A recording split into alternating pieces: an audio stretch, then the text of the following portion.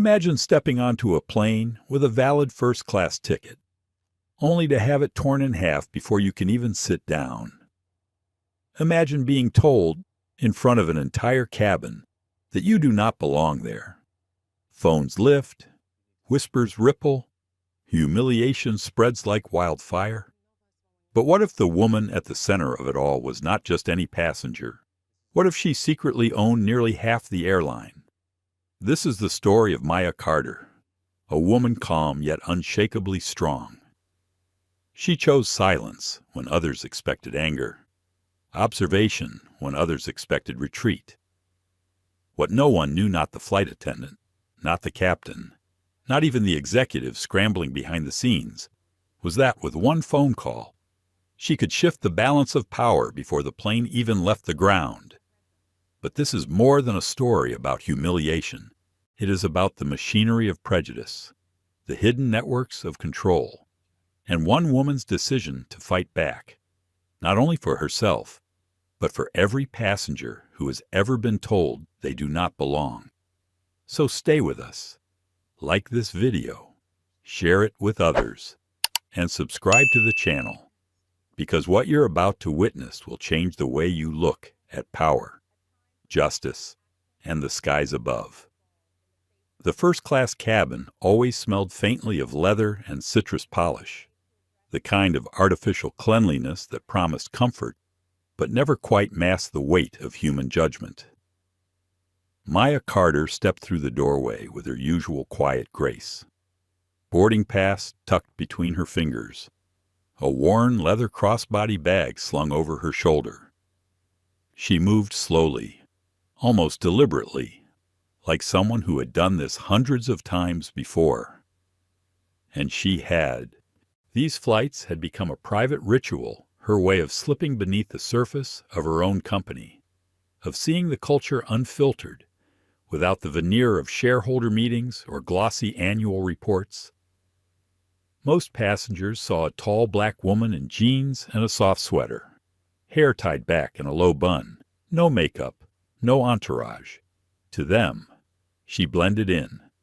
To Maya, that invisibility was the point. She wanted to be observed, measured, sometimes judged. The truth about an airline was never written in glossy brochures. It was in the way crew members treated the quiet ones, the ones who didn't look like they belonged. She stopped at seat 2A, her favorite spot. A window seat, wide leather cushion, the armrest cool beneath her palm. She placed her bag neatly under the seat, slid her notebook from the side pocket, and opened it to a blank page. She always wrote during boarding scribbled observations, fragments of overheard conversations, little things that revealed more than any quarterly report. The boarding process around her was smooth. Flight attendants greeted passengers with practiced smiles. Travelers shuffled down the aisle. Voices rose and fell like background music. Then he appeared, Daniel Reeves, head flight attendant. His uniform was impeccable pressed navy jacket, silver wings pinned sharp above his chest pocket. His expression, however, carried none of the warmth his uniform promised. He moved with clipped efficiency, scanning boarding passes, directing passengers with a voice that left little room for kindness. When his eyes landed on Maya, something shifted. It was subtle at first, a pause, a narrowing of his gaze, the tightening of his jaw. He glanced at her ticket, then at her face, then back again. "Let me see that again," he said flatly. Maya looked up from her notebook. Calm. She handed him the pass without a word. Daniel studied it, his eyes moving slowly over the print. His expression hardened, like a verdict forming in his mind before he even reached the end of the ticket. He looked at her again, this time with a kind of clinical appraisal that felt less like procedure and more like judgment. "This doesn't seem right," he muttered, loud enough for the older couple in 2B to turn their heads. Maya kept her voice steady, her tone even, careful. It's a valid first-class ticket. For a brief moment, she thought that would be enough, that he'd nod curtly and move on. But Daniel didn't move on. Instead, with deliberate slowness, he gripped the ticket on both ends, held it just long enough for the nearby passengers to notice, and then tore it cleanly in half. The sound was small, paper against paper, but the reaction was not. Gas rippled through the cabin. Phones lifted almost instantly. Passengers frozen mid-motion. The hum of the overhead vents was suddenly louder than breathing. Maya's fingers tightened around her pen, the one resting on her notebook. For the briefest moment, her mind flashed with the urge to stand, to demand, to shout. But she didn't. She swallowed the heat rising in her chest and let the silence do its work. Silence, she knew, could sometimes scream louder than rage. Daniel leaned closer, his voice carrying just enough to reach the other rows. "You don't belong here." The words hung in the air like smoke. No one spoke. Not the couple beside her, not the businessman across the aisle, not the crew member pretending to check overhead bins. Maya closed her notebook carefully, slid it back into her bag, and rose slowly. Her movements were measured, deliberate. She would not give them the spectacle they expected. She would not give Daniel the satisfaction of seeing her break. "Gather your belongings," Daniel ordered. As he stepped closer, his shoulder brushed hers. Not a collision, not enough to leave evidence, but enough to send a message. A shove dressed as procedure. Maya's heart hammered against her ribs, but her face betrayed nothing. She bent to retrieve her bag, slipping her pen inside with one last note scribbled hastily. Tone, volume, crowd reaction. Every detail mattered. As she turned toward the aisle, she caught sight of something unusual. Near row 4, a man in a hooded sweatshirt held his phone high, angled perfectly at her. Not furtive, not clumsy, but steady, intentional. His eyes met hers for a fraction of a second. He did not lower the phone. He wanted her to see. Daniel's voice carried again, sharp, official. "We'll have security meet us at the gate." Murmurs swelled. Some passengers averted their eyes, ashamed. Others leaned in, caught up in the theater of it all, their lenses following her down the aisle. Maya kept her pace slow, calm, every step a refusal to let them write her story for her. Her silence was her protest, her dignity, her shield. Inside, though, the conflict was real. A storm raged beneath her composed exterior. Should I speak now? Should I unleash the truth that I own nearly half this airline? That one phone call could end his career before the wheels even left the ground. Would it feel good to watch his arrogance collapse under the weight of my power? Or would it feel small, a victory too cheap for the humiliation he had tried to orchestrate? She breathed deeply, steadying herself. No, not yet. Power used too early becomes theater. She needed precision. She needed timing. The jet bridge was colder than the cabin, the metal walls echoing with the shuffle of her footsteps. 2 security officers waited at the gate, eyes flicking between her and Daniel.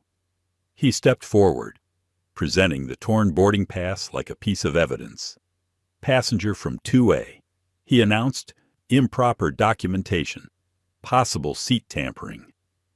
Maya remained silent, her hands resting lightly on her bag. The officers studied her, then the pass, then Daniel. One of them reached for his radio. Behind them, footsteps echoed. The man in the hoodie emerged, still filming, lens steady, unwavering. His presence was not coincidence. His purpose was too deliberate. Maya understood then this was not humiliation by chance. This was choreography, a script written long before she stepped onto this flight. And someone with more power than Daniel was pulling the strings. As the security officers gestured for her to follow, Maya felt the weight of every camera, every whisper, every judgment pressing against her skin. But she also felt something else rising in her chest. Not rage, not despair, resolve. Because what Daniel Reeves, what the hooded cameraman, what even the CEO of the airline didn't know, was that Maya Carter never played by anyone else's script. This wasn't the end of her story. It was only the opening act. The metal walls of the jet bridge seemed to hum louder with every step. Maya Carter felt the shift in atmosphere immediately. The warmth of the cabin was gone. Here, the air was colder, sharper, carrying with it the faint tang of jet fuel and disinfectant. The noise of boarding passengers faded behind her, replaced by the hollow echo of her footsteps. At the end of the bridge, 2 airport security officers stood waiting, their posture rigid, eyes scanning her with a mix of suspicion and resignation. They had been briefed, she realized. This wasn't improvisation. Someone had called ahead before she even left her seat. Daniel Reeves walked half a step behind her, his shoulders squared, his voice already rehearsed in his throat. He held the torn boarding pass like it was a badge of honor, proof of his authority. "Passenger from 2A," he announced, his voice firm, carrying in the tight space improper documentation, possible seat tampering. The words landed heavily, as if they were fact, not accusation. One officer reached for the boarding pass, studying the torn halves with a frown. The other tilted his radio toward his mouth, ready to escalate. Maya stood still.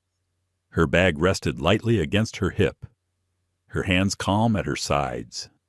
She said nothing. She had learned long ago that silence in moments like this was not weakness. Silence was a mirror. It forced others to reveal themselves, to fill the space with their own assumptions. But her silence did not still her thoughts. Inside, her mind was a storm of calculation. Should I speak now? Should I pull back the curtain and show them who I am? Would their expressions change if they knew the woman they were corralling like a trespasser owned nearly half this company? Would Daniel's smirk vanish if he realized that a single phone call from me could end his career, or would they dig their heels in deeper, too proud to admit they had crossed the wrong person? The questions pressed against her ribs like sharp stones, but she held them there. Timing mattered. One wrong word too early could transform her power into arrogance, and arrogance was what they expected from her. Behind them, footsteps echoed, slow, deliberate. Maya turned her head just enough to see the man in the hooded sweatshirt emerge from the cabin. His phone was still raised, the lens steady, unwavering. He did not hide what he was doing. He wanted to be seen. He wanted her to know she was being recorded. Their eyes met. For a second, it felt as if the world narrowed to the small distance between them. His gaze was not curious, not accidental. It was intent, purposeful. Daniel noticed him too, but said nothing. Instead, he gestured toward the officers. "Take her to the holding room. We'll sort this out there." The officers exchanged a glance. One of them shifted uneasily, the slightest crack in the mask of procedure. The other nodded, motioning for Maya to walk ahead. She did. The corridor beyond the jet bridge was quiet, muffled compared to the chaos of boarding gates. Fluorescent lights buzzed overhead, casting a pale glow on beige walls. Doors lined the narrow hallway, most closed. A few left ajar, revealing glimpses of offices cluttered with papers and radios. The officer led her to one of the doors at the far end. He pushed it open, revealing a small room with no windows, only a metal table and 3 chairs. The kind of room designed not for comfort, but for control. Maya stepped inside. The door closed behind her with a click that felt louder than it should have been. She sat, slowly, deliberately. Her bag remained at her side, her fingers brushing the leather strap for grounding. The silence of the room pressed in on her ears. It was the kind of silence that made a person want to explain themselves, to fill the void. Maya resisted. She would not fill the silence for them. Moments later, the door opened again. Daniel entered, placing the torn boarding pass on the table like evidence in a trial. His expression was controlled, but his eyes betrayed something sharper, a flicker of satisfaction. He leaned forward, his palms flat against the table. "You can make this easier on yourself. Tell us how you got that seat." Maya looked at him, her expression unreadable. Inside, her pulse pounded, but her voice, when she finally spoke, was even quiet, precise. "It was assigned to me, the same way seats are assigned to every passenger." Daniel's lips curved, not into a smile, but into something colder. "People like you don't usually end up in 2A. The words were casual, spoken as if they were a joke, only he found amusing. But they carried weight, a heavy historical weight that pressed into the room like a shadow. Before Maya could reply, the door opened again. A young woman stepped inside. Her hair was neatly pinned, her uniform slightly rumpled from the rush of boarding. Sofia Alvarez. Maya recognized her from the cabin, the attendant who had offered polite smiles while Daniel wielded authority like a weapon. "Your bag, ma'am," Sofia said aloud, her voice carrying just enough for the room's cameras to capture. She set it on the table, her hands steady, but as she placed it down, her fingers brushed the side pocket, sliding something inside. Maya felt it instantly, the faint outline of a plastic card pressed against the fabric. Sofia's eyes flicked up, just for a moment, and in that brief glance Maya saw guilt, fear, and something else. Courage. "I'm sorry," Sofia whispered so softly it almost blended with the hum of the overhead vent. "This isn't right." And then she was gone, the door closing behind her as if she had never been there. Maya's fingers moved casually to the pocket, brushing the edge of the card. A crew ID, not hers, not Sofia's either. Her heart tightened. This was bigger than humiliation. This was machinery. Someone had engineered this moment, step by step, and Sofia had just slipped her a piece of the puzzle. Daniel sat back in his chair, oblivious. He thought he had already won. Maya folded her hands on the table, her expression calm, her mind racing. She replayed every detail of the past 30 minutes, the boarding pass, the cameras, the shove in the aisle, the hooded cameraman. It wasn't random. It was choreography. And if it was choreography, then somewhere, someone was conducting the music. The door opened again. This time, a tall man with salt and pepper hair and wire-rimmed glasses stepped inside, carrying a slim notebook. He spoke with quiet authority. "My name is Dr. Thomas Green. I was in seat 4C. I saw what happened, and I'm staying until this is resolved." The officers exchanged looks. Daniel frowned, but Maya allowed herself the faintest flicker of relief. For the first time since boarding, she wasn't alone. She met Dr. Green's eyes, and in them, she saw something rare. Not pity, not curiosity, but solidarity. For a moment, she let herself breathe. Just a little, but the reprieve was brief, because deep down, Maya knew this was only the beginning. The room was smaller than it looked at first glance. Beige walls pressed close, the single fluorescent light overhead buzzing faintly as if it too disapproved of the situation. A metal table dominated the center, its surface scratched with faint grooves from years of use. There were 3 chairs, 2 on one side, 1 on the other. The arrangement was obvious. This was not a place for conversation. It was a place for control.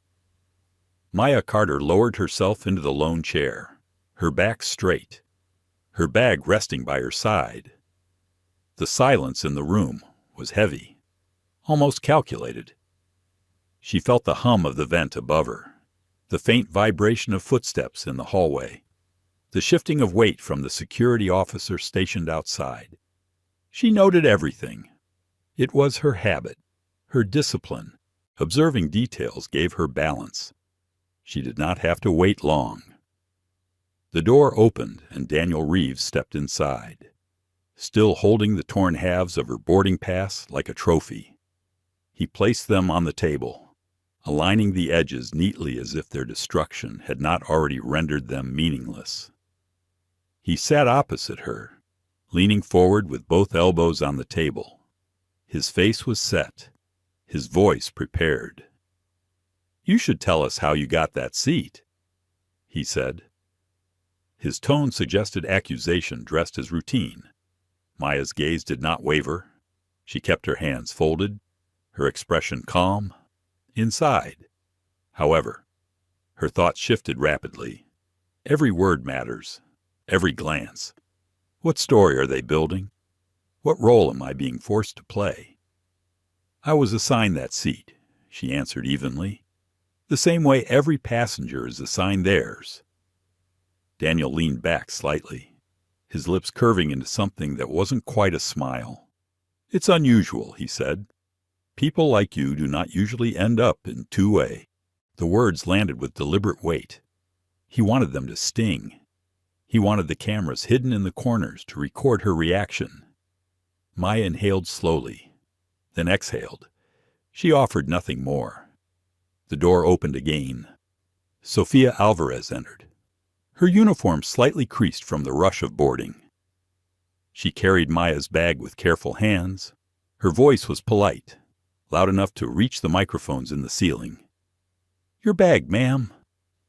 She set it on the table and stepped back, her posture neutral. But as she moved past Maya, her fingers brushed the side pocket of the bag with subtle pressure. Maya felt the shape instantly. A card. Plastic. Thin. The corners sharp against the fabric. Sofia's lips barely moved as she leaned close enough for only Maya to hear, "I'm sorry. This isn't right." Then she straightened and left without another glance. Her professional mask firmly in place, Maya reached casually into the side pocket of her bag, her fingertips grazing the object Sofia had slipped inside, a crew identification card. She held it just long enough to feel the embossed edges before sliding her hand away, careful not to draw attention. Her pulse quickened. This was a message, a clue, a risk Sofia had taken knowing full well what it might cost her. Daniel noticed nothing. He tapped the boarding pass on the table with 2 fingers. "Improper documentation," he repeated, as though saying it enough times would turn it into truth. The door opened again. A tall man entered this time, his salt and pepper hair combed neatly, wire-rimmed glasses perched on his nose. He carried a slim notebook, the kind academics favored. His voice was calm, deliberate. "My name is Dr. Thomas Green. I was in seat 4C. I saw what happened, and I will stay until this is resolved." The officers outside shifted uneasily. Daniel frowned, his composure faltering for the briefest moment. He had not expected a witness to follow them here. Maya turned her head toward Dr. Green. His expression was steady, not pitying, not curious, but resolute. She felt a flicker of gratitude. For the first time since Daniel had torn her boarding pass, she was not entirely alone. "Doctor," Green pulled out the chair beside her and sat down. He opened his notebook and began writing, his pen scratching deliberately across the page. Every detail, every exchange. He was recording it. The silence thickened again until it was broken by the arrival of another figure. This one wore a suit, his tie neatly knotted, his shoes polished to a mirror shine. His name tag gleamed, Brian Cole, Customer Service Manager. His smile was thin, practiced. Miss Carter. He began smoothly, sliding into the chair across from her. Maya raised an eyebrow. She had not given her name. "That is interesting," she said softly. "I do not recall introducing myself." Brian's smile did not falter. "We have records," he replied. His voice was gentle but rehearsed, each word chosen to sound reasonable. "We just want to make this right. A gesture of goodwill. Perhaps a voucher. First class. Anywhere we fly." The offer was spoken like a gift, but Maya heard what it really was, a bribe, a way to silence her before the story left this room. She folded her hands more tightly, her gaze fixed on him. "No." Brian leaned forward, lowering his voice. "It is the quickest way to move past this. No paperwork, no delays. Doctor—" Green cleared his throat, his voice calm but firm. "She has not even had the chance to give her side. And you already know her name." Brian's smile flickered, the mask slipping just enough to reveal tension beneath. His eyes darted toward Daniel, then back to Maya. "We will come back to this," he said quickly. Then he rose, his shoes clicking against the tile as he left the room. The silence he left behind was heavier than before. Maya finally allowed herself to reach into her bag. Her fingers brushing the stolen crew ID, she slid it out slowly beneath the table, holding it in her palm out of view of the cameras. The photo on the card was Daniel Reeves, his smirk, his sharp jawline, unmistakable. But the name printed beneath was not his. It read, Marissa Clark. Her breath caught for half a second. The embedded chip data, she suspected, would not match either of them, which meant someone inside the airline was recycling old credentials, disguising access, creating layers of misdirection. She slipped the card back into her bag, her expression unchanged, but her mind spun. This was not just humiliation. This was structure, systematic, coordinated. "Doctor." Green glanced at her notebook, then back at her. "You found something," he murmured. Maya nodded almost imperceptibly. A trail. And trails led somewhere. The door opened once more. A woman entered, her navy suit tailored perfectly, her leather folio tucked beneath one arm. She moved with the confidence of someone used to steering conversations. She sat where Brian had been and opened the folio. "Rachel Knox, Corporate Communications," she said briskly. Her tone carried the precision of rehearsed crisis management. She laid a packet of papers on the table, clipped neatly, a pen resting on top. "This is our settlement agreement. Standard terms. We will refund your ticket, offer a $5,000 travel credit, and a formal apology letter. In exchange, you sign this agreement and agree not to pursue further action." She pushed the packet toward Maya, her eyes cool, watchful. Maya did not touch it. Instead, she looked at Dr. Green, who shook his head slowly. "Interesting," Maya said finally. She flipped open the packet, scanning the clipped pages. "You prepared this without taking my statement." "It is the cleanest resolution for all parties," Rachel replied smoothly. Maya's phone, still in airplane mode, vibrated as soon as she switched it on. Notifications flooded in, messages from Elijah Grant lighting up the screen. She glanced down discreetly. Internal emails circulating. Labels you disruptive passenger. Attached was a file. A mass email had gone out to security and PR, framing her as a safety risk. The phrasing was deliberate. It tilted perception before any investigation could even begin. Maya placed the phone face down on the table. She looked at Rachel, her voice calm but unyielding. "Your offer is noted, but I decline. I prefer the official process. Statements, evidence, independent review." Rachel's smile thinned, her professional mask cracking just slightly. "That will be considerably more complicated." "I can handle complicated," Maya replied. Rachel gathered her folio, rising with mechanical grace. "We will proceed as you wish." But her eyes betrayed something colder. Annoyance, perhaps even fear. When she left, the silence returned. But it was no longer the silence of control. It was the silence before change. Maya sat back, her hand resting lightly on the bag beside her. Inside, the crew ID pressed against the lining, its weight symbolic, proof of a game larger than the one being played in this small room. She thought of the edited videos already hitting social media, the smear email labeling her disruptive. She thought of Sophia's whispered apology, Dr.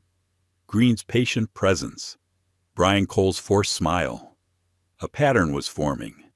Humiliate, mislabel, silence. But they were underestimating her. They were forgetting one thing. Maya Carter did not stop halfway. The fluorescent light hummed overhead, casting the room in a cold white glare. Maya Carter sat still, her fingers resting lightly on the edge of her notebook, the pages blank but waiting. Across from her, Dr. Thomas Green leaned back, scribbling notes with his calm, deliberate hand. For a moment, the room felt suspended in time, balanced between silence and the echo of what had just been said.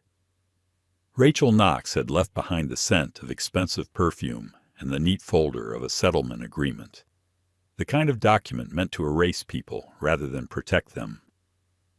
The pages lay closed now, untouched in the center of the table, their presence a silent provocation. Maya stared at them, her mind circling. The offer was clear: refund, travel credit, an apology crafted by corporate lawyers, all in exchange for her silence. It was efficient, it was sterile, and it was deeply insulting. Inside, her thoughts wrestled with one another. What if I signed? What if I accepted the voucher, the apology, and walked away? Would it make life simpler? Would it protect me from the storm I feel coming? Or would it mean letting every person who ever sat in 2A with skin like mine be erased, written off as disruptive, silenced before their story was even told? The inner voice was tempting. After all, she had spent years carefully guarding her privacy, staying behind the curtain of her investments, never inviting the spotlight. But the memory of Daniel Reeves tearing her boarding pass in half replayed in her mind, sharp and humiliating. The sound of paper ripping still rang in her ears. No. Silence was what they wanted. And silence was the one thing she could not give. The door opened again. This time, Brian Cole returned.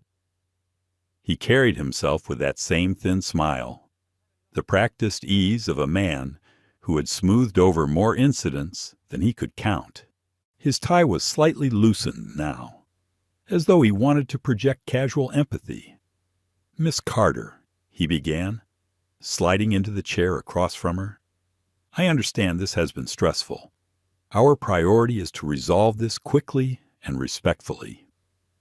Maya did not reply immediately. She waited, forcing him to fill the silence. Brian gestured toward the folder.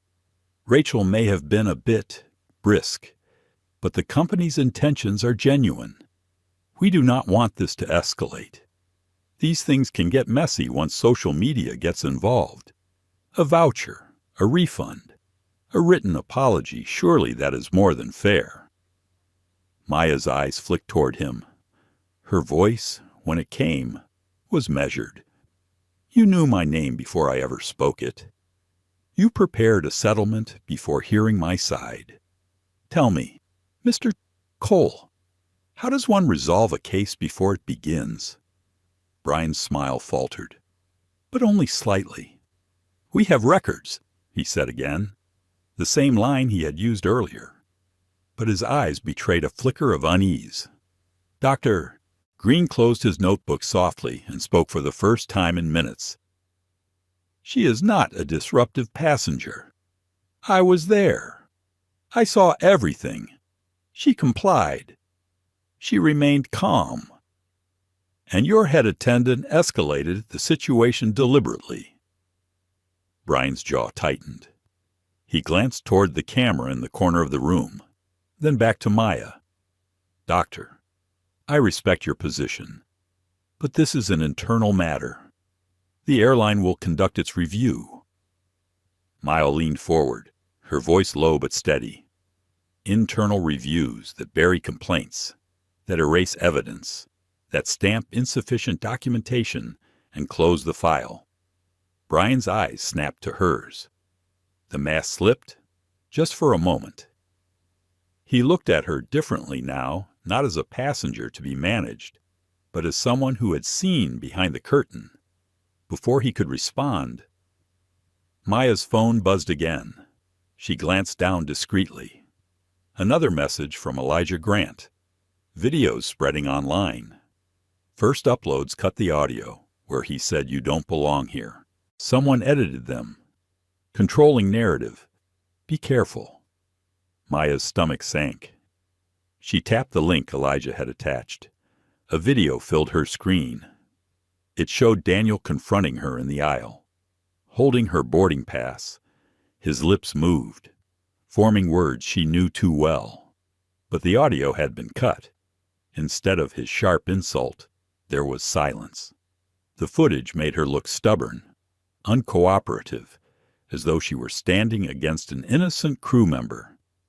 Stripped of context, it painted her as the problem. Her fingers tightened around the phone. They are not just silencing me in this room. They are rewriting the story outside of it. She placed the phone face down and exhaled slowly. Every step had been choreographed. The torn boarding pass, the shove, the hooded cameraman, the settlement, and now the edited footage. Someone higher than Daniel Reeves was orchestrating this, moving pieces on a board she had only begun to glimpse. Brian's voice broke her thoughts. You cannot win this, he said softly, almost kindly. Even if you fight, by the time the review is done, the story will already be set. The public will see what we show them. The safest thing you can do for yourself, for your reputation, is sign the agreement. Maya studied him, her silence deliberate. Inside, her heart pounded with conflict. Part of her wanted to slam her hands on the table, to tell him exactly who she was, to watch his composure crumble when he realized he was threatening the woman who controlled nearly half the company. But another part of her whispered caution. Revealing too much now would only tip her hand. Power wielded too early could be turned against her. She breathed deeply, steadying herself. Her voice, when it came, was soft but unyielding. No. Brian opened his mouth to reply, but before he could, the door opened again. Daniel Reeves stepped back inside, his expression triumphant. Security is waiting, he said, looking at Maya like a hunter who had cornered his prey. Maya rose slowly, lifting her bag from the floor. She slipped her notebook back inside, the stolen crew ID pressed against the fabric like a secret burning to be revealed. Her face remained calm, but inside, her resolve solidified. They thought they had already contained her. They thought she would fold under the weight of edited footage and corporate agreements. But what they did not know was that Maya Carter had spent her life preparing for battles exactly like this. As she walked past Daniel, she felt his eyes on her, smug and assured. She did not flinch. She did not break stride. She simply whispered under her breath, low enough that only she could hear, "This is not over." And in her chest, the words echoed with truth. This was not the end of the story. It was only the sharpening of the blade. The holding room emptied after Brian Cole and Daniel Reeves left. For the first time since the confrontation began, Maya Carter was alone with her thoughts. The fluorescent light buzzed above her, the sound almost taunting in its monotony. She reached into her bag and drew out the crew ID Sofia Alvarez had slipped her. The card's plastic edges pressed into her palm. Daniel's face stared back at her from the photo, but the name beneath it read Marissa Clark. Maya turned it over, examining every detail. The laminate had small scratches, as if it had been used for months. Yet she knew Marissa Clark. The name tugged at her memory. Clark had been terminated more than a year ago after a supposed breach of procedure. Maya had signed off on her severance package herself, quietly wondering even then if something about her dismissal had been off. She slipped the card back into her bag and took out her phone. It was risky, but she needed clarity. She tapped open the encrypted app Elijah Grant had built years ago, the one only a handful of people in the company even knew existed. The line pulsed twice before his voice came through, calm but sharp, the voice of a man who had spent decades navigating storms. "Maya," he said. "I've been waiting for your call." "Elijah," she replied quietly. "I need everything. Every complaint record involving crew misconduct or discrimination in the past 5 years. And I need it now." There was a pause, then the faint shuffle of papers on his end. "I'll send the files. But be careful. Someone is moving against you from the inside. I've seen the chatter. Your name has already been circulated, framed as a disruptive passenger. They're setting the stage to make you the problem." Maya closed her eyes for a moment. "I know. They're already editing the videos." "You'll have the files in 30 minutes, Elijah said firmly. "But listen to me. There's a leak. Someone in our executive circle is feeding information to the wrong people. I don't know who yet. Watch your back." The line went dead. Maya slipped the phone into her bag just as the door opened. "Dr." Thomas Green re-entered, his notebook under his arm. He studied her face with quiet concern. "You found something," he said softly. "More than something." She replied. Her voice carried the weight of certainty. "I found a trail. Doctor." Green sat across from her, his expression steady. "They won't stop easily. You know that, don't you?" Maya nodded. "I don't expect them to, but they've underestimated me. They always do." Her phone buzzed again. A secure file from Elijah had arrived. She opened it, scrolling through incident summaries. Each one chilled her. Passenger complaints filed mid-flight, accusations of discriminatory treatment, claims of verbal humiliation, unnecessary removals, even physical shoves. Each case ended the same way. Insufficient evidence, closed without action. Maya's eyes narrowed as she reached one name that appeared again and again. Daniel Reeves. 3 separate cases tied to him, all dismissed. She exhaled slowly, her chest tightening with anger. The pattern was undeniable. Evidence had been disappearing for years. Complaints were buried, and Reeves had been protected. She turned the screen toward Dr. Green. "Look at this. 3 complaints naming him directly. All closed. All erased before they could damage the company's record. Doctor? Green leaned forward, reading with a frown. It's systematic. Not negligence. This was intentional. Maya nodded. And now it's my turn. Her eyes drifted back to the ID card. Reeves's face with Clark's name. A terminated employee's identity repurposed, recycled, used as a mask. It was not just misconduct. It was fraud. A network hiding within the company, slipping through security, disguising access with layers of obfuscation. Her pulse quickened as she connected the pieces.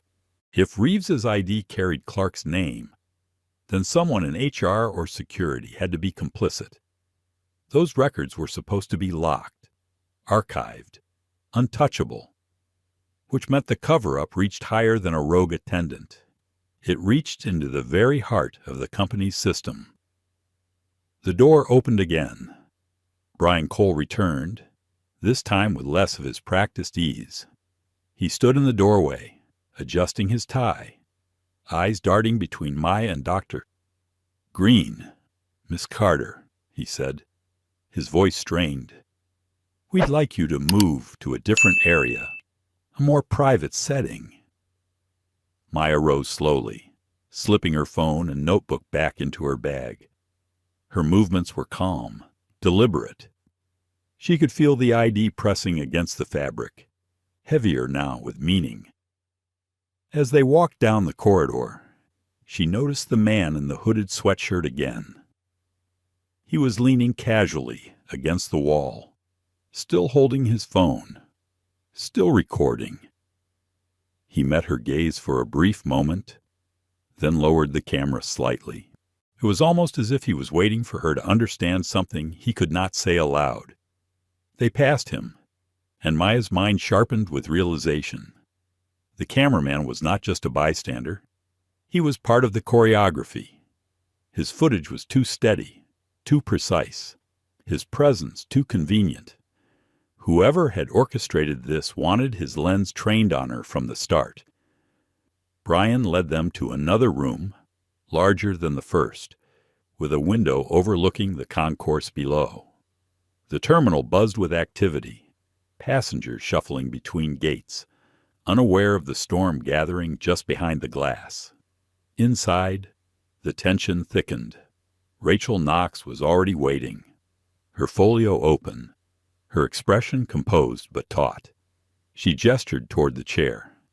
Miss Carter, please, sit. Maya sat, folding her hands on the table.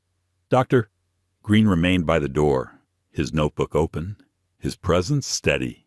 Rachel spoke briskly. We have offered you a generous settlement. You declined. We respect that. But understand, the longer this goes on, the harder it will be for anyone to see you as the victim. The videos circulating online already show a very different story. Maya tilted her head, her voice calm. Because someone edited them. Rachel's eyes flickered, just for a second. Then her smile returned. Perception is reality. That is what matters in the public sphere. You should think carefully about how you wish to be perceived. Maya leaned back in her chair. Her voice was low, even, but it carried a razor edge. You want me to disappear? But you've made one mistake. Rachel raised an eyebrow. And what mistake is that Maya looked directly into her eyes? You thought humiliation would silence me, but humiliation is fuel, and I intend to burn every falsehood you've built until nothing is left standing. The room fell silent. Even Rachel's composure faltered for the briefest heartbeat. Doctor. Green closed his notebook with a soft snap. I suggest you prepare for her not to go quietly, he said. Maya rose, her bag slung across her shoulder, the ID card pressed against her side, the complaints file still glowing in her phone. She walked to the window, staring down at the bustling concourse. For the first time since boarding, she allowed herself a small smile. Not of victory, but of clarity. They had drawn the battle lines. They had underestimated her resolve. And now, she knew exactly where to strike. The second holding room was quieter than the first. The window overlooking the concourse gave Maya Carter a glimpse of ordinary life continuing outside families rolling suitcases, a business traveler tapping at his phone, a child pressing her face to the glass to watch planes taxi on the runway. The contrast was sharp. Out there, everything seemed normal. In here, it was anything but. Maya sat near the window, her bag by her side, her notebook closed, but waiting. Doctor, Thomas Green stood nearby, watchful, as though his presence alone could shield her from the machinery moving against her. The crew ID card burned metaphorically against her hip, a secret too powerful to reveal too soon. She felt the weight of timing pressing on her. Every instinct told her that waiting would allow them to tighten their net. She needed to act first. She needed to shift the game before it consumed her. She slipped her phone from her bag and opened the encrypted dialer Elijah Grant had installed years ago. A number lived in her memory, not in her contacts. She typed it carefully and pressed call. The line clicked twice before a voice answered. "Federal Aviation Safety Board," the operator said crisply. Maya's voice was calm, measured. "This is a passenger on Horizon Air Flight, 221 Atlanta to San Francisco. You have probable cause to inspect the crew for immediate operational compliance. Prioritize the head flight attendant." There was a pause on the other end.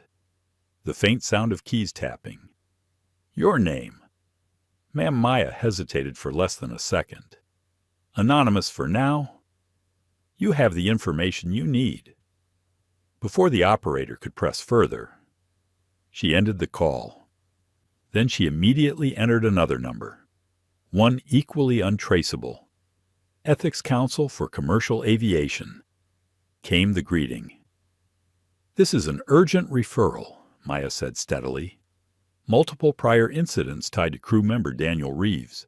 Recommend removal pending safety evaluation. Acting now could prevent liability for the entire carrier." She ended the second call after less than a minute. Her pulse hammered, but her expression stayed calm. 2 calls, 75 seconds total. It was all it took to send ripples through the system.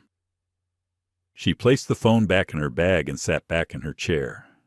"Doctor," Green studied her, his brow furrowed. "You're moving pieces," he said quietly. Maya offered the faintest smile. Pieces need to be moved before they fall. Minutes later, her phone buzzed with a secure message from Elijah. "Watchgate B12, real-time updates." She exhaled slowly, steadying herself. 5 minutes passed before another buzz came. Boarding paused. Manifest updated. Daniel Reeves removed from crew assignment for immediate performance assessment. Maya felt a flicker of satisfaction. One call had rearranged the chain of command. But before she could savor the moment, another message arrived. "Replacement FA assigned. Julian Cross. Orders signed by CFO Victor Hayes." Her satisfaction curdled into suspicion. The chief financial officer had no operational authority over crew assignments. His domain was numbers, budgets, forecasts, not staffing gates. Why was his signature on a crew change? She leaned forward, her thoughts sharpening. Unless Hayes's reach extended beyond finance, procurement contracts, vendor relationships, staffing agencies that fed temporary crew into the system, if he had control there, he could move people in and out of flights without tripping official audits. "Doctor," Green noticed her frown. "Something's wrong," he said. "Victor Hayes just authorized a replacement crew member," Maya replied, her voice low. "That should not be his role." "Dr." Green scribbled the name in his notebook. "Julian Cross. Have you heard of him before?" Maya shook her head. "No." which makes it worse. If Hayes handpicked him, this isn't about filling a role, it's about maintaining control. Before she could say more, the door opened. A security officer stepped inside, his expression uneasy. "Miss Carter," he said, his tone careful. "You're free to return to the concourse for now. We've been instructed to release you." Maya rose, slipping her bag over her shoulder. She could feel the officer's discomfort in every hesitant glance. He wanted to be anywhere but here. She thanked him quietly and walked out into the corridor. Dr. Green close behind. The terminal was different now. Gate B12 was no longer a place of orderly boarding. The atmosphere was tense, buzzing with rumors. The jet bridge door was sealed shut. A uniformed guard posted like a sentry.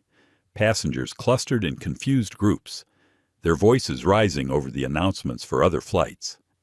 Beyond the ropes, cameras had arrived. Reporters pressed forward with microphones, tripods sprouting like weeds.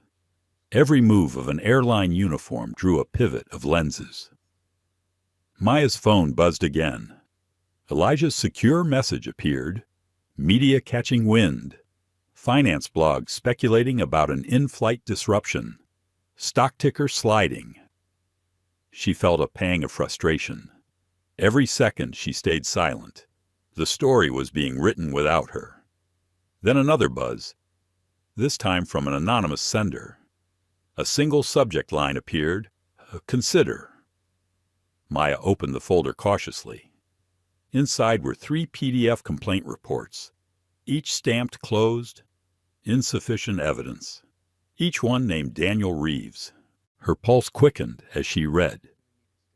The incidents were nearly identical. Passengers of color targeted. Minor disagreements escalated into removals. Crew safety cited as justification. In one, a passenger described hearing a male voice over the intercom authorizing their removal before the confrontation even began. A fourth file was a video. Maya pressed play. It was the incident from earlier that day. Uncut. Full audio intact. She watched Reeves hold her boarding pass, his voice sharp. "You don't belong here." But layered beneath, faint yet distinct, came another voice, filtered through his earpiece. Older, deeper, calm with authority. "Do it now. Make it clean." Maya replayed the moment twice, isolating the faint command. It was not Reeves's voice. Someone else had given the order. Her suspicion hardened into clarity. Reeves had not acted alone. He had been directed, fed his line, instructed when to strike. "Doctor." Green leaned over her shoulder, his eyes narrowing as he listened. "That voice, it's not his." "No," Maya whispered. "It belongs to someone who thinks they're untouchable." The media crush outside the gate swelled. Voices overlapping, cameras flashing. Elijah's message buzzed again. "You should speak now before they rewrite the whole story without you." Maya exhaled, steadying herself. She pulled a slim black device from her bag, one the public could not buy. It connected directly to a private uplink, a safeguard she carried for moments just like this. Within seconds, her face appeared on the feed of one of the largest independent news networks in the country. The reporters outside the ropes froze, their microphones lowering as they turned toward the monitor showing her live broadcast. "This morning," Maya began, her voice steady despite the chaos around her, "I was removed from my first-class seat without cause. My name is Maya Carter. I am a 46% shareholder of Horizon Air, and I am calling for an immediate emergency meeting of our board of directors to address systemic misconduct within this company." Gasps rippled through the crowd. Even some of the reporters seemed stunned, recalibrating their questions. Passengers craned their necks to watch the monitors. Somewhere, Maya knew, Victor Hayes and Martin Doyle were watching too. Their grip on the story had just slipped. Her phone buzzed again. Elijah's warning appeared. "Brace yourself. They're hitting back." Maya opened the link he attached. A financial blog notorious for laundering corporate smears had just published an article. The headline blared, "Carter a shadow figure for offshore consortium." Her stomach tightened as she skimmed. The piece claimed she was not the true owner of her stake. It painted her as a front for an unnamed foreign investment group, hinted at regulatory violations, and quoted anonymous insiders questioning her legitimacy. The comments section was already split. Half applauded her courage. The other half parroted the blog's insinuations. Maya closed the article and steadied her breath. This is the game. Then, humiliation inside, smear outside, but they forget I don't stop halfway. She looked up at the cameras still trained on her, the reporters waiting for her next move. Her resolve solidified. "Emergency meeting," she repeated quietly into her encrypted line to Elijah. "Today. No delays. Because if Hayes and Doyle thought a shadow of doubt could erase her, they were about to learn just how wrong they were. The terminal was alive with chaos. Maya Carter could feel it in the air, a current of tension that wrapped around every word spoken, every glance exchanged.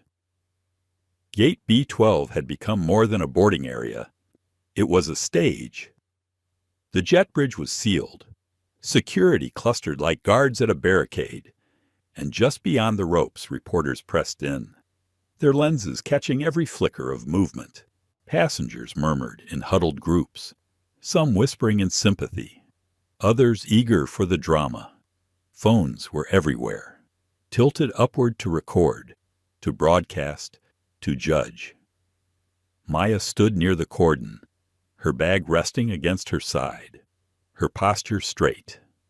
Her live broadcast had already sent shockwaves across the terminal.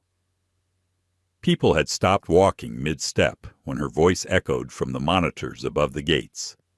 They stared, jaws slack, as she introduced herself not as a disruptive passenger, but as a 46% shareholder of Horizon Air. The silence that had followed had been delicious. Even now, she could still feel the ripple of disbelief traveling through the crowd. She was not who they thought she was, but triumph was fleeting. Her phone buzzed again, and the screen filled with the smear piece Elijah had warned her about. The headline screamed its accusation in bold letters, "Carter a shadow figure for offshore consortium." Maya scanned the article quickly, her pulse steady despite the precision of the attack. It was not clumsy. It had been written with care, calculated to plant seeds of doubt. Anonymous insiders claimed she was a front for a foreign group, her ownership questioned, her integrity cast in shadow. The article never accused outright, but it did not have to. Suggestion was more powerful than fact in moments like this. She scrolled to the comments. Divided voices clashed below. Some defended her, applauding her courage, while others seized on the insinuations, eager to believe the worst. A voice inside her whispered that this was too much, that maybe she should retreat, regroup, and fight in private. But she silenced the thought quickly. That was what they wanted. They wanted her hidden, her power reduced to rumor, her silence their shield. The hum of voices around her grew louder as the news spread. A young man near the gate lifted his phone toward her. "Is it true?" he shouted. "Do you even own what you say you own?" Maya met his eyes calmly. "The truth will outlast the lies," she said softly. The answer was not for him. It was for everyone listening. "Doctor." Thomas Green moved closer to her side, his notebook in hand, his voice quiet enough for only her to hear. "They are striking fast. Too fast. That article was ready before you even spoke. Maya nodded. Which means the decision to smear me was made before this morning. They planned the humiliation and the cover story together. Her phone buzzed again. Another secure message from Elijah. Stock dipping. Internal chatter. Doyle calling for calm. Hayes unseen but moving pieces. Be ready. She exhaled. Calm was the CEO's language. Neutral statements meant to soothe shareholders while the rot spread beneath. But Hayes's silence was louder. He had moved quickly to replace Reeves, and now his fingerprints were on the public attack. Reporters broke through the rope line, security struggling to hold them back. One woman with a microphone leaned forward. Miss Carter, can you respond to the claims in the article? Are you the real owner of your shares? Maya turned to face the crowd fully. Her voice carried clearly, firm but even. Every share I own was acquired through legitimate, documented transactions. My holdings are clean. But understand this. The truth of my ownership is not what they fear. What they fear is accountability. The reporters pressed closer, shouting questions, their voices overlapping. Who gave the order to remove you from the flight? Do you plan to sue the airline? Will you step down from your position in the company? Maya raised a hand slightly, not to silence them, but to create space. The answers will come, she said, but not in sound bites. The board of directors will hear the truth today, and when they do, the people responsible will be held accountable. The crowd erupted in more questions, but Maya turned away, her pace steady as she moved toward the glass wall overlooking the runway. For a moment, she let her gaze rest on the horizon where the planes lined up for takeoff. Inside, her thoughts battled. Do I have enough? Do I have the strength to carry this through when they will throw everything at me? They have already painted me as illegitimate. What comes next? Will they reach for my family, my past? Anything they can twist. The fear was real. It pulsed through her veins, an honest acknowledgement of what was at stake. But beneath it, stronger, was something else. Resolve. She had not come this far to be erased by whispers. She turned back to Dr. Green. I need to move quickly. Every second I wait. They tighten the noose. He nodded, then act. Before they cut off your breath completely. Maya pulled her phone from her bag and opened the secure line to Elijah. His voice answered instantly. I am here. Set the board meeting, she said. Today. No delays. Elijah hesitated. The optics will be brutal. Hayes will smear you harder. Doyle will try to play the statesman, urging patience. I do not care, Maya replied. The longer we wait, the stronger their story becomes. If we move now, while the footage is still raw, while passengers are still talking, we can turn the tide. There was a pause. Then Elijah's steady voice. Very well. Consider it done. But Maya, be ready. They will not go quietly. The line went dead. Maya slipped her phone back into her bag and straightened her shoulders. Around her, the terminal buzzed louder than ever. Cameras still flashing. Reporters still pressing questions. She ignored them now. Her focus had shifted beyond the concourse. Her battlefield was moving to the boardroom, and she knew the stakes would only rise. She turned to Dr. Green one last time. Thank you for standing with me. His eyes were kind, but steady. This is not just your fight. It is bigger than you, bigger than me. If you win, others win too. Maya held his gaze for a long moment before finally nodding. She turned toward the exit, her stride calm but purposeful. The cameras followed, capturing every step. Behind her, the smear piece circulated through phones and tablets, spreading like wildfire. But ahead of her, the boardroom waited. And in that room, She would face Hayes and Doyle directly. As she walked through the terminal, passengers parted instinctively. Some watched in awe, others in suspicion, but none ignored her. Her silence was no longer misinterpreted as weakness. It had become gravity, pulling every eye toward her. For the first time all day, Maya allowed herself the smallest thought of satisfaction. They wanted her humiliated, diminished, erased. Instead, they had given her a platform, and she intended to use it. The headquarters of Horizon Air was designed to impress. The boardroom stretched like a cathedral of glass and chrome, a 40-foot table reflecting the skyline beyond the floor-to-ceiling windows. The view was meant to remind anyone sitting here of power, reach, and permanence. But today, Maya Carter intended to remind them of something else: accountability. She walked into the room with steady steps, her bag slung across her shoulder, notebook in hand. The directors were already seated, murmuring among themselves, their expressions carefully schooled but betraying unease. They had seen the live broadcast. They had read the smear articles. They had felt the company's stock dip in real time. At the head of the table sat Martin Doyle, the CEO. His salt and pepper hair was perfectly combed, his suit cut with immaculate precision. He leaned back in his chair with the calm assurance of a man who believed charm and neutrality could shield him from consequence. His lips curved in the faint smirk of someone preparing to play statesman. To his right sat Victor Hayes, the CFO. His eyes were sharp behind thin glasses, his expression cool, detached. He shuffled a stack of papers with the ease of a man accustomed to hiding daggers in spreadsheets. Maya placed her notebook on the table, her movements deliberate. The room fell into a hush.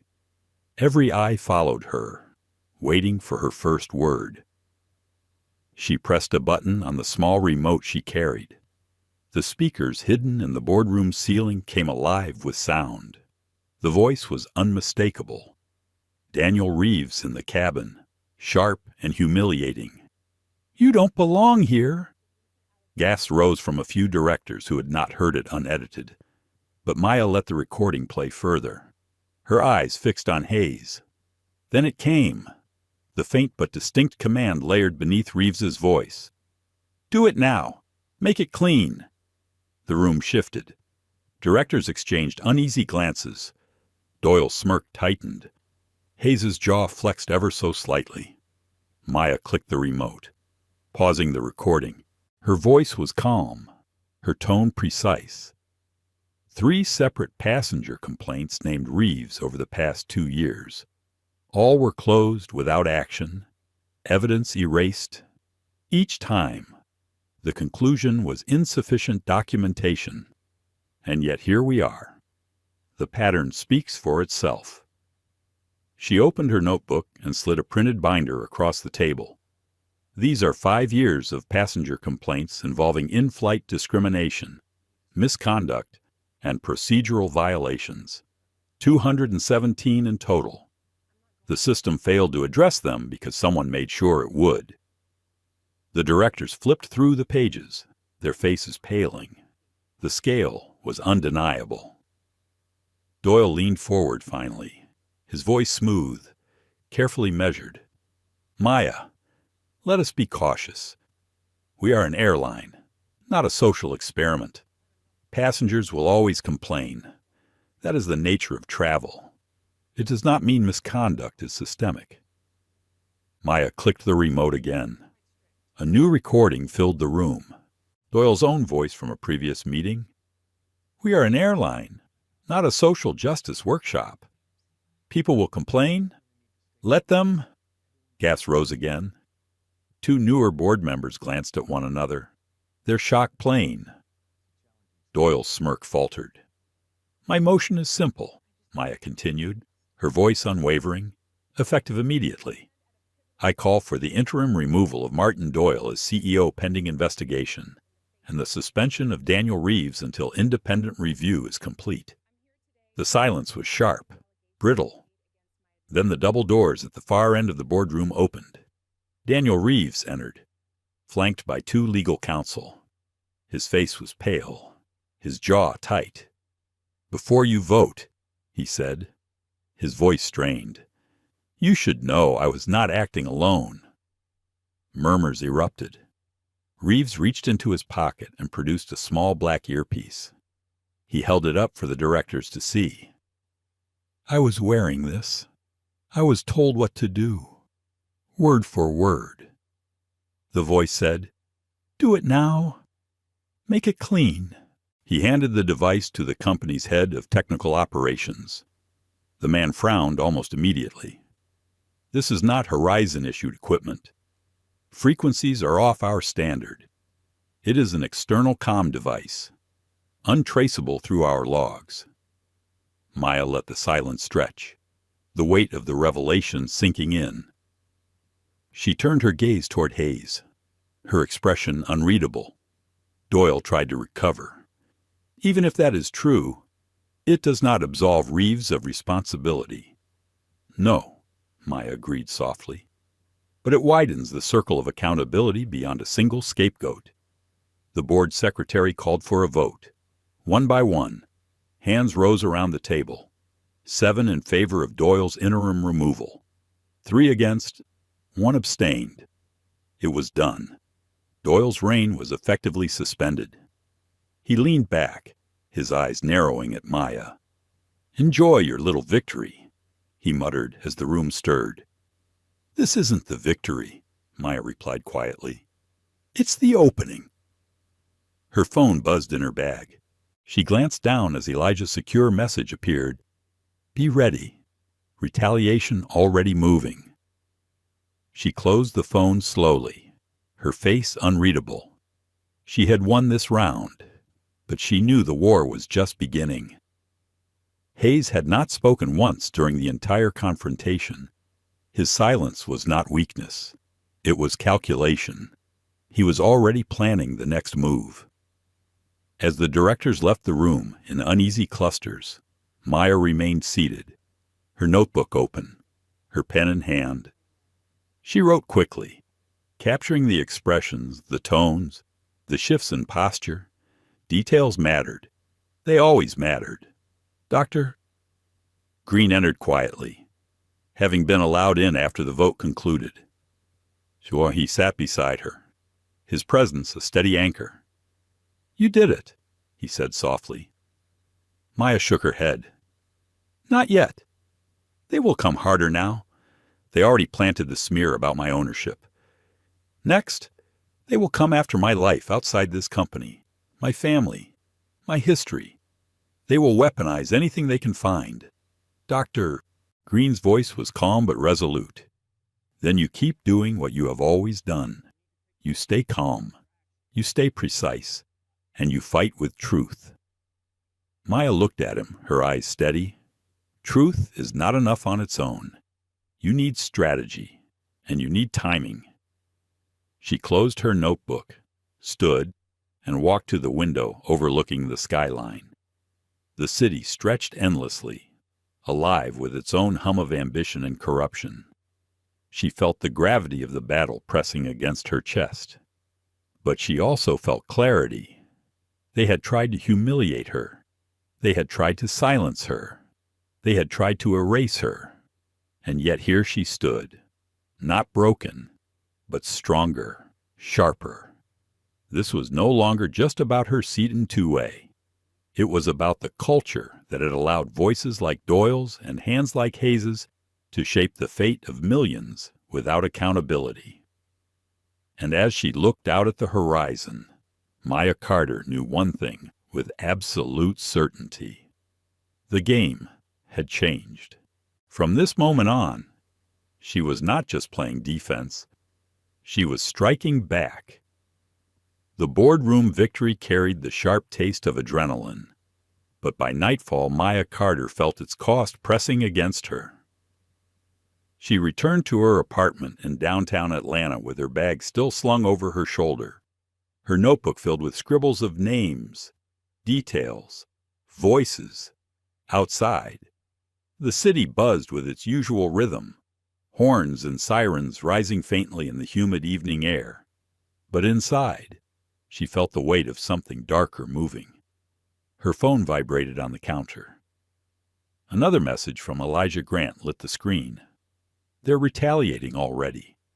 Gossip sites publishing your home address. Photos of you with associates. Twisted out of context. You need to prepare for escalation. Maya's stomach tightened. She opened the link Elijah attached and scrolled. The page was filled with grainy photos of her stepping out of cars, leaving meetings, walking with colleagues. The captions spun innocent moments into sinister narratives. The word shadowy appeared again and again, painting her as a figure with secrets, a woman hidden behind veils of foreign influence. Her pulse quickened as she reached the bottom of the page. There it was, her home address, printed plainly, a violation disguised as journalism. Almost immediately her phone rang. The name flashing on the screen made her heart clench. Aunt Lorraine. She answered quickly. Auntie, are you all right? Her aunt's voice trembled. Maya, a car was outside my house today, parked for hours. They didn't get out, just sat there. Then tonight, the garage caught fire. Maya's knees weakened. She gripped the counter for support. Was anyone hurt? No. The fire department came fast, but it was no accident. I know it wasn't. Maya closed her eyes. Fury and fear mixed in her chest like twin flames. Listen to me. Stay with neighbors for now. I'll send someone to watch the house. Don't be alone. After ending the call, she stood in silence, her breath shallow. Her family was never supposed to be part of this. She had kept them away from the spotlight on purpose, shielding them from the weight of her corporate battles. But now Hayes's reach had extended beyond the boardroom. Her phone buzzed again. This time, Elijah sent a thick file, marked urgent, ran Hayes' financial footprint, found connections. Maya scrolled, her eyes scanning lines of data. Hayes had minority stakes in Sentinel Gate Security. The private firm contracted to manage Horizon's airport screening zones, and in Civic Strategies, the PR firm run by Rachel Knox. Different names, different industries, but the money converged into the same offshore holding. It was a loop. Sentinel controlled who moved through security and what was recorded. Civic Strategies controlled how stories were spun after the fact. Together, they could manufacture incidents, suppress evidence, and reshape narratives. Buried deeper in the file was an audio recording, obtained from a whistleblower inside Sentinel. Maya pressed play, her phone speaker low. The voice that filled the room was the same one she had heard faintly through Reeves's earpiece. Older, authoritative, confident. Do it now. Make it clean. Then came another line, chilling in its casual cruelty. And make sure the garage burns. She'll get the message. Maya froze. The blood drained from her face. Her aunt's garage fire was not random. It had been ordered, orchestrated, carried out as part of the same machinery that had torn her boarding pass. She replayed the clip, her jaw tightening with every word. This was not just about humiliation. This was intimidation, calculated to break her resolve. For a long moment she stood still, staring at the city lights outside her window. Her thoughts twisted in conflict. Do I keep fighting? Do I risk my family, my peace, my life for this? Or do I step back, protect what I love, and let them win? Her grandmother's voice echoed in her memory. Strength is not the absence of fear, child.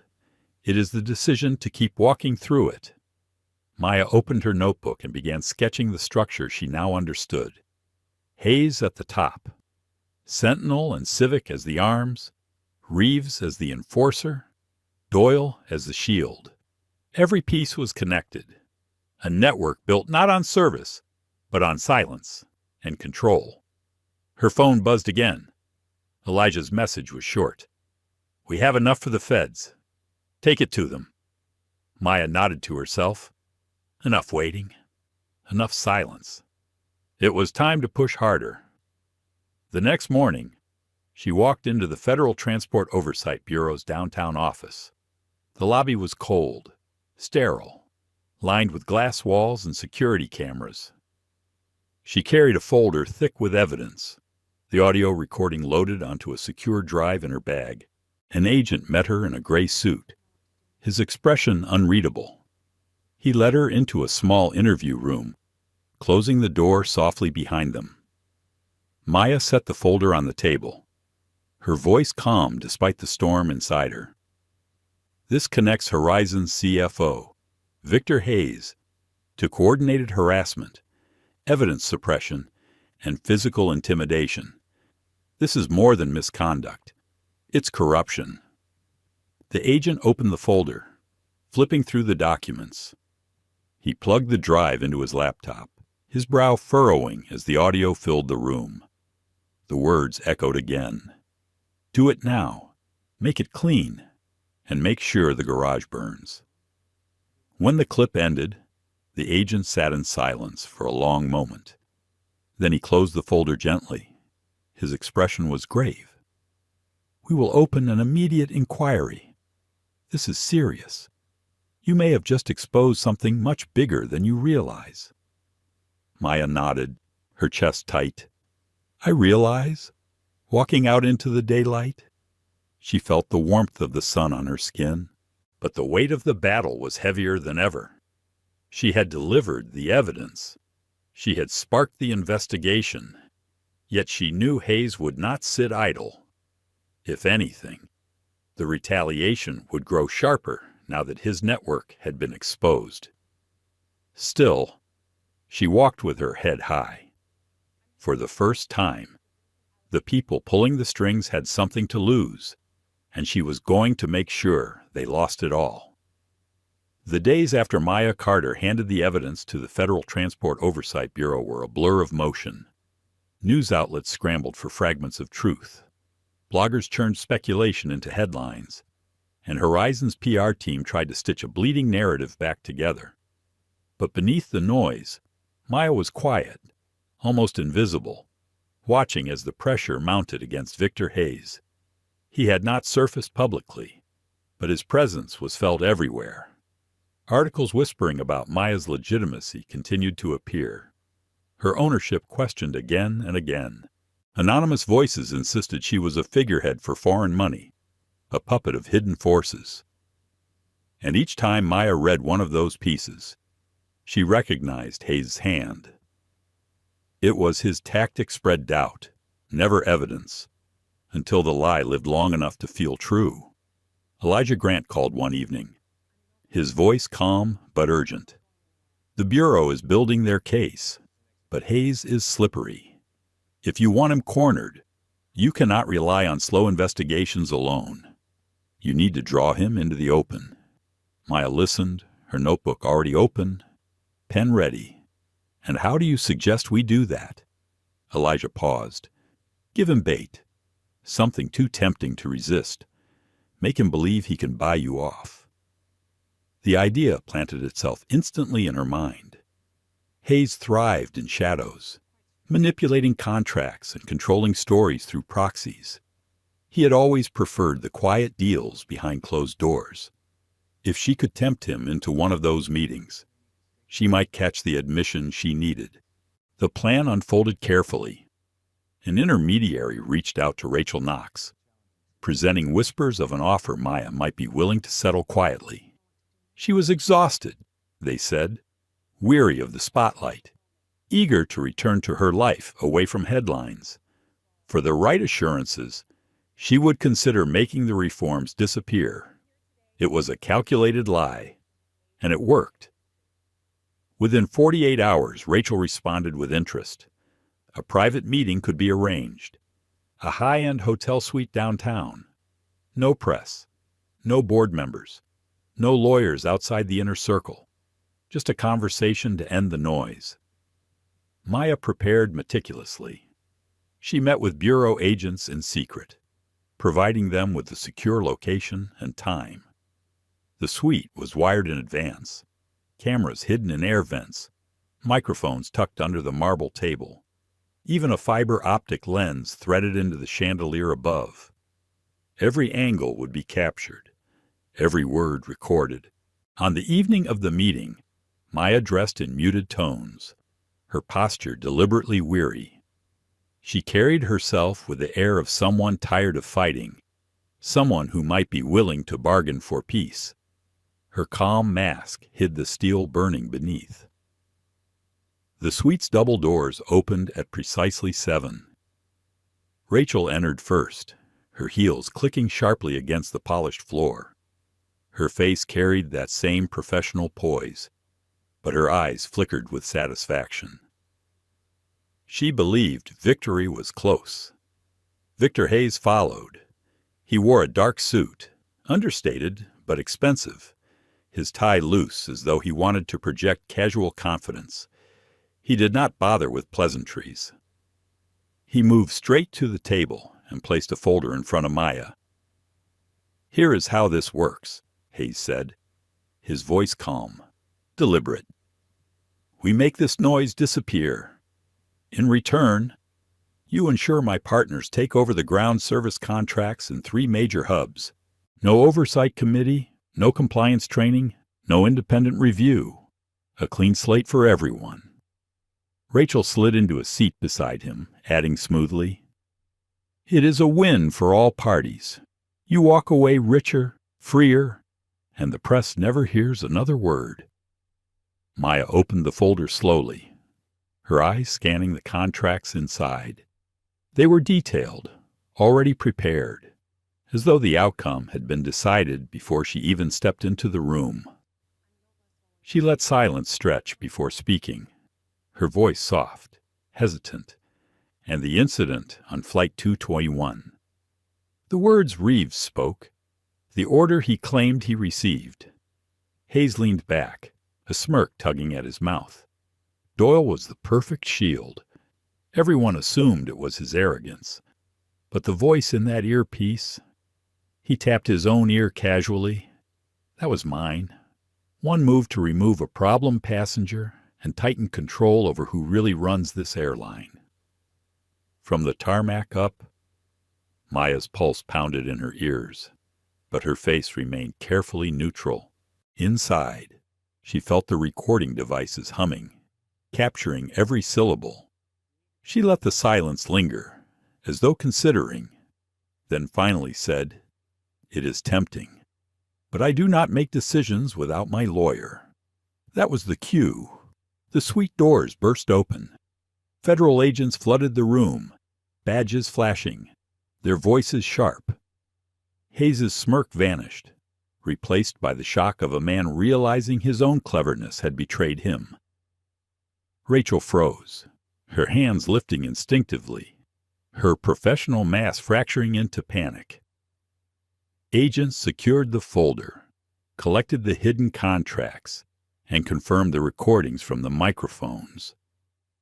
Hayes tried to speak, his words stumbling, but the evidence was undeniable. His admission hung heavy in the room, preserved in digital clarity. By nightfall, Hayes was charged with fraud, collusion, and multiple counts of corporate misconduct. Rachel was taken in for questioning. Her ties to Sentinel Gate Security and Civic Strategies now threads in a much larger investigation. Maya left the hotel quietly, the night air cool against her skin. She walked alone to her car, her notebook pressed against her chest. The trap had worked. The network was beginning to unravel, but she knew it was not the end. For all his arrogance, Hayes was only one man. There were others who had profited from his web of control, others who would try to fill the vacuum his downfall created. And though Martin Doyle had been suspended, his smirk haunted her thoughts. He had allowed the culture to fester, shielded the system with his neutrality, and benefited from the silence. As she drove through the city streets, Maya reflected on the cost of what had just unfolded. Hayes had aimed directly at her family. He had tried to burn her resolve with threats and intimidation. Instead, he had lit a fire that would consume him. She thought again of her grandmother's words. Strength is the decision to keep walking through fear. And tonight, Maya had walked through it, step by step, until fear belonged to someone else. The news of Victor Hayes' arrest spread faster than the flames that had consumed Aunt Lorraine's garage. Morning broadcasts led with his face, stern and pale, as he was escorted by agents out of the hotel suite.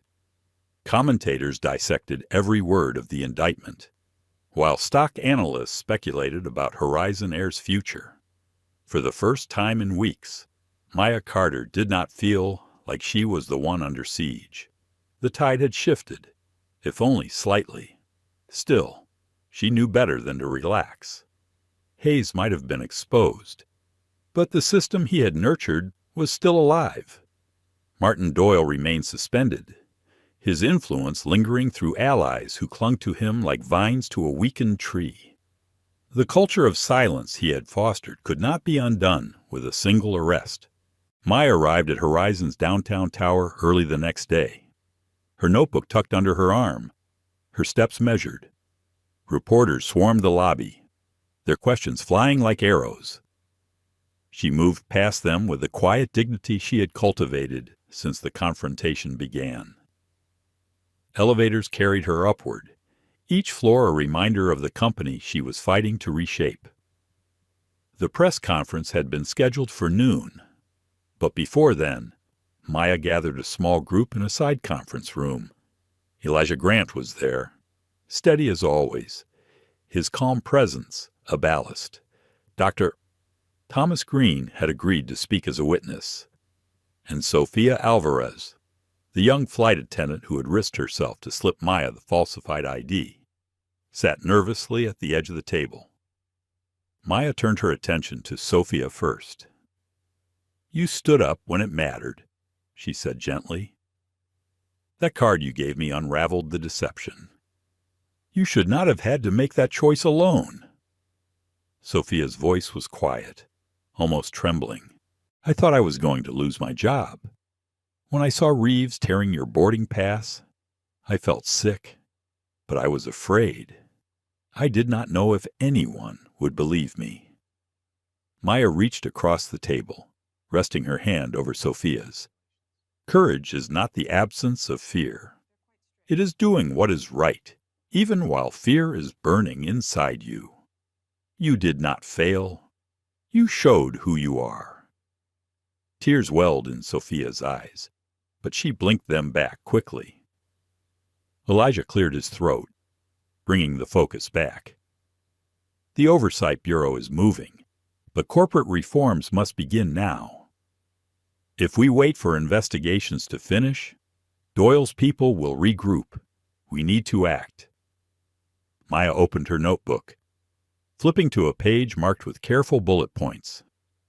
"We start with transparency. Every passenger complaint from the past 5 years will be released. Every unresolved case will be reopened. No more disappearing grievances." "Doctor," Green nodded firmly, "people will believe in this company again only if they see justice applied consistently." "No secrecy," Maya continued, her tone precise. "Second, mandatory bias and cultural competency training for all staff and management. Completion tied to promotions, bonuses, and continued employment. No one will treat it as optional." Sophia looked startled. "Even executives, especially executives." Maya replied, "It starts at the top, or it is meaningless." She turned another page. Third, a new service level agreement for complaints. Strict deadlines, transparency checkpoints, independent audits. No more hiding behind insufficient evidence stamps. Elijah smiled faintly. "You have thought of everything." Maya's eyes softened, but her voice was resolute. This is not just about protecting passengers. It is about rewriting the culture. Horizon must become the standard others follow, not the example they use for what to avoid. By noon, the press conference room was packed. Reporters filled every chair, cameras lined the back wall, microphones crowded the podium. Maya stepped forward, flanked by Elijah and Dr. Green. Sophia lingered just behind, her presence quiet but powerful. Maya placed a thick binder on the podium, the weight of it echoing as it landed. She opened it to the first page, her gaze steady as she addressed the crowd. This is the complete record of every unresolved passenger complaint from the past 5 years. 217 in total. Each one closed without action. Each one dismissed without accountability. Today, that changes. Gas rippled through the room. She clicked a button, and a projection filled the wall behind her. Names, dates, case numbers appeared in rows, a pattern of neglect made visible. Elijah stepped in then, his calm voice outlining the reform plan. 90 days. That is our timeline. Bias training for all employees. New complaint resolution standards. An independent oversight council. And performance-based incentives tied directly to customer satisfaction. Reporters scribbled furiously. Cameras zoomed closer. The momentum in the room was palpable, a current shifting in real time. Then Maya clicked to the next slide, marked Case Study. The name displayed was Sophia Alvarez. Sophia's breath caught. Maya spoke clearly. 3 years ago, Sophia was nearly terminated for a supposed procedural error. The investigation found no wrongdoing, but the blemish remained on her record. This week, we pulled the original HR log. It showed that her file had been altered by Daniel Reeves. The modification carried an authorization code belonging to Victor Hayes. The room fell silent. Every reporter leaned forward, their faces sharp with focus. Maya turned, looking directly at Sophia. You are officially cleared of all allegations, and effective today, you are promoted to Vice President of Customer Experience. The Independent Oversight Council will report directly to you. For a moment, Sophia stood, frozen, shock written across her face. Then her hand rose to her mouth, tears spilling freely as the room erupted into applause. Cameras flashed, capturing her stunned expression, her trembling smile. The energy in the room transformed instantly. What had begun as another press conference had become something else, something rare, a moment of visible justice. By the time Maya stepped down from the podium, the shift in public sentiment was undeniable. News alerts described a bold transparency offensive. Social media feeds that had been skeptical now flooded with support. Hashtags celebrating Horizon's reforms trended globally. Civic Strategies, Rachel Knox's firm, could spin whatever they wanted. Against hard data and public reform, their whispers turned to dust. Later that evening, Maya sat alone in her office, the city glowing beyond the glass windows. She opened her notebook and wrote in slow, careful strokes. One battle won. The war continues. A knock came at the door. Sophia entered, still radiant, her eyes red from tears but shining with resolve.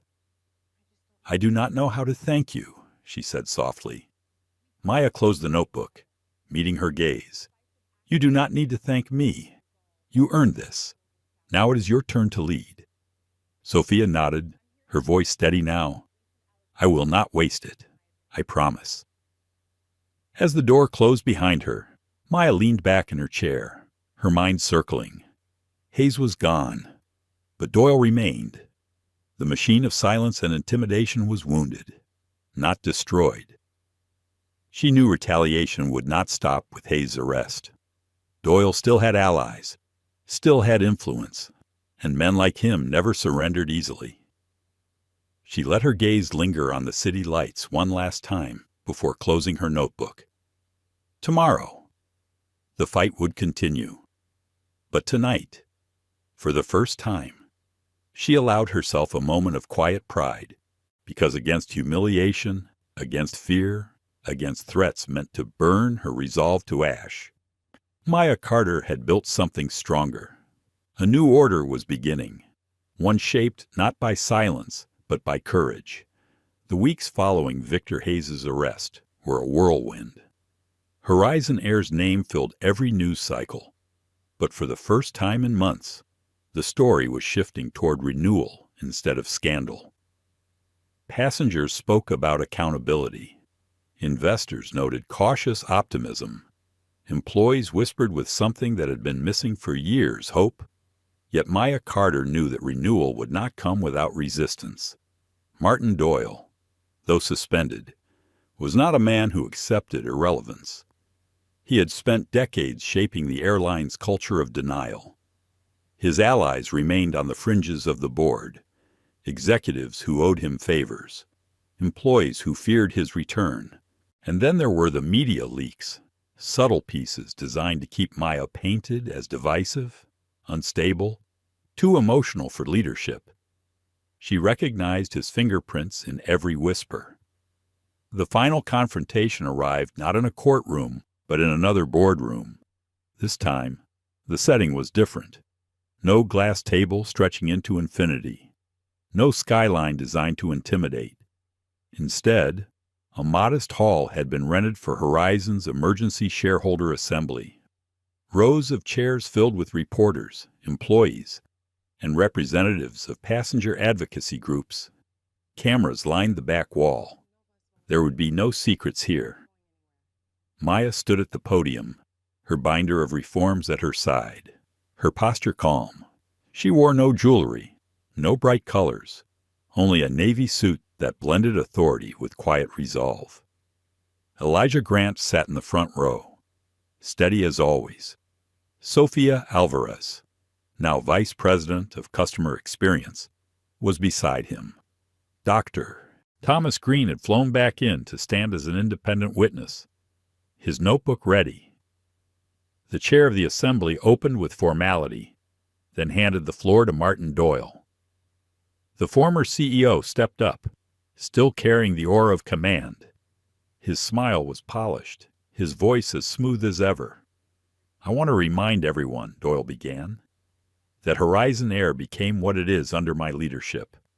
We expanded routes, modernized our fleet, and reached record profits. Now, I see us drifting into chaos. Reforms are important. Yes, but not when they destabilize our very foundation. What our competitor airlines are watching is not strength, but disorder." He paused, letting his words settle like bait in the air. Several executives nodded faintly, their loyalty flickering. Doyle continued, his voice sharpening. "And let us not ignore the question of ownership. Miss Carter's shares may appear legitimate on paper, but unanswered questions linger. Do we really know who she represents? Is this company being handed over to outside interests under the guise of reform?" A ripple of murmurs moved through the room. Doyle's old strategy, insinuation without evidence, still carried weight. Cameras leaned closer. Reporters scribbled notes eagerly. Maya waited until the noise settled. Then she stepped forward, her voice quiet, but firm enough to carry. "I expected nothing less. When truth threatens power, power always reaches for rumor. When accountability arrives, those who benefited from silence insist the price is too high." She opened her binder and held up a single page. "This is a federal certification of my holdings. Every share documented, every acquisition vetted. There is no shadow consortium, no foreign master behind my name. There is only me. And what I represent is a future where passengers are not humiliated, where employees are not silenced, and where misconduct is not swept under the rug." Applause broke out, first hesitant, then stronger as it rippled through the audience. Doyle's jaw tightened. Maya pressed on. What Doyle calls disorder is simply sunlight. Sunlight reveals what has been hidden. It disinfects corruption. It burns away the excuses of men who told us passengers were just complainers and employees were just expendable. She turned to Sophia, gesturing toward her. This is our new vice president of customer experience. She was once nearly fired because her file was altered by the very men Doyle protected. Today she leads the oversight council that will ensure passengers are heard. Sophia rose, tears in her eyes, and the applause swelled louder. Maya's voice deepened, resonant. And this is only the beginning. Bias training will reach every level, from the newest flight attendant to the highest executive. Complaints will no longer vanish. Each one will be tracked, audited, and addressed. And to ensure the future of aviation reflects the world we live in, I am announcing the Pierce Scholarship Fund, named after my grandmother. It will provide training for underrepresented communities to enter both aviation and hospitality. No one should ever be told they do not belong. The applause this time was thunderous, rising like a wave. Cameras flashed in rapid bursts. Doyle stepped forward, desperate now, his voice raised. Do not be fooled. These promises will cripple us. Our profits will vanish under the weight of bureaucracy. This is sentiment, not strategy. Maya turned to him calmly, her eyes steady. Profit built on humiliation is not strength. Efficiency that silences justice is not sustainability. You called this sentiment, I call it survival. For Horizon to thrive, it must belong to everyone who boards its planes, not just the few who profit from its shadows. The assembly chair rose, calling for a vote. Hands lifted across the room, one after another. It was overwhelming. By a margin of more than 2/3, the reforms were ratified. Doyle was stripped of all remaining authority. The culture he had built cracked in public view, exposed for what it had always been. Doyle's face drained of color. For once, the practiced smirk failed him. He gathered his papers and left the podium without another word. Maya remained standing.